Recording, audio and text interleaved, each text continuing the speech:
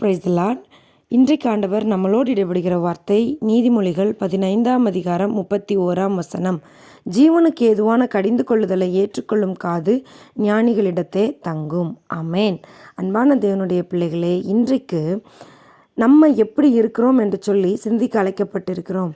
இன்றைக்கு மனிதர்கள் அனைவருமே எந்த காரியத்திற்காக தங்களுடைய இருதயத்தையும் செவியையும் திருப்புகிறார்கள் என்று சிந்தித்து பார்த்தால், மற்றவர்களுடைய ஆசீர்வாதங்களான வார்த்தைகளுக்காகவும் மற்றவர்கள் தங்களை துதித்து பேச வேண்டும் என்கிற வார்த்தைகளுக்காகவும் நம்ம என்ன காரியம் செய்தாலும் நம்மளை யாரும் கடிந்து கொள்ளக்கூடாது, நம்மை துதித்து கொண்டே இருக்க வேண்டும், நம்மை புகழ்ந்து கொண்டே இருக்க வேண்டும் என்று சொல்லிதான் மனிதர்களுடைய இருதயம் தேடுகிறது.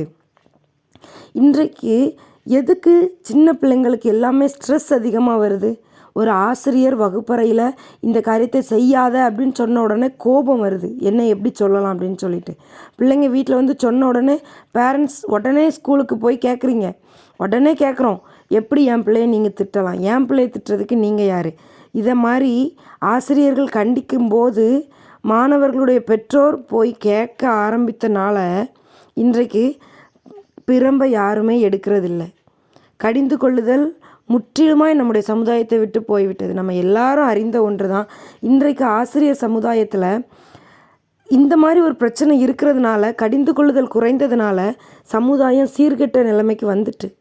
சமுதாயம் மட்டும் இல்லை, எந்த இடத்துலையுமே கடிந்து கொள்ளுதலை யாருடைய இருதயமும் விரும்பாத காரணத்தினால கடிந்து கொள்ளுதல் இல்லாத இடங்கள் சீர்கெட்டு போய்விடும். கடிந்து கொள்ளுதலை ஏற்றுக்கொள்கிற காது இருதயம் இல்லாத இடங்களில் ஆண்டவர் கிரியை செய்ய முடியாது. ஜீவனுக்கு ஏதுவான கடிந்து கொள்ளுதலை ஏற்றுக்கொள்கிறவன் தான் யாரா? ஞானவானா.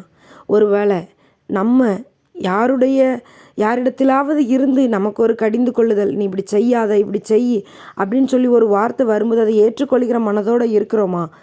ஏன் எல்லாரும் இப்படி தானே செய்கிறாங்க, நான் மட்டும் ஏன் செய்யக்கூடாது அப்படின்னு சொல்லி நம்முடைய இருதயத்தை கடினப்படுத்துகிறவர்களாக இருக்கிறோமா? ஆண்டவருக்கு செவி கொடுக்குற பிள்ளைகளாக இருக்கிறோமா, இல்லை செவி மடுக்கிறோமா? சற்று ஒரு நிமிடம் இந்த நாளில் நீங்கள் சிந்தித்து பாருங்கள். ஆண்டவருடைய வார்த்தை யாரிடத்திலிருந்தனாலும் வரும். அது யாராக வேணாலும் இருக்கலாம்.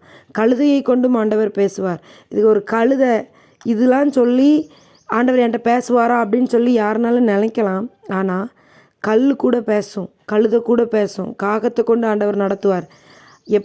யாரை கொண்டு வேணாலும் ஆண்டவர் நடத்துவார். உங்களுக்கு அந்த வார்த்தை நம்மளை சரி செய்தா அப்படின்னு மட்டும் யோசித்து கடிந்து கொள்ளுதலை ஏற்றுக்கொள்கிறவர்களாக இருந்தோமே ஆனால் ஆண்டவருடைய பிள்ளைகளாக இருப்போம். அவருக்குள்ள வழிகளில் நடப்போம். ஆசீர்வாதத்தை பெற்றுக்கொள்வோம். God bless you.